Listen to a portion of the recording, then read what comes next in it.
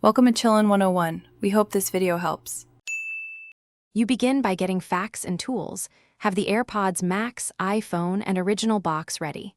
First, open Settings General About to note serial and model, write them down. Next, inspect build quality. Aluminum cups, soft knit mesh headband, and dense memory foam cushions should feel premium. Once done, compare box labels and accessory list.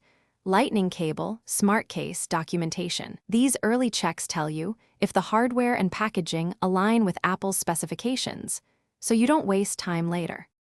Now you move to authentication and functional tests. Pair the headphones to an iPhone and watch for the Apple-style pairing animation. This is a clear sign of genuine H1 functionality.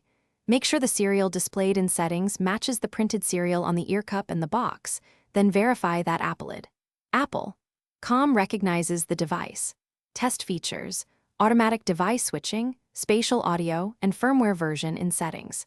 If the firmware updates normally, that strongly indicates an authentic unit, because clones rarely support full. Finish with hands-on physical and audio checks to confirm authenticity. Inspect magnetic ear cup attachment and smooth rotation. The knit headband should provide a suspension feel rather than rigid plastic tension. Play tones and test active noise cancellation, transparency mode, and head tracking spatial audio. Listen for balanced sound and stable ANC.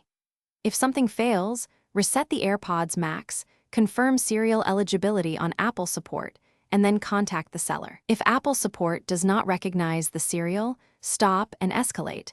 That usually means a counterfeit or tampered unit. Thanks for watching. Consider subscribing if we helped you.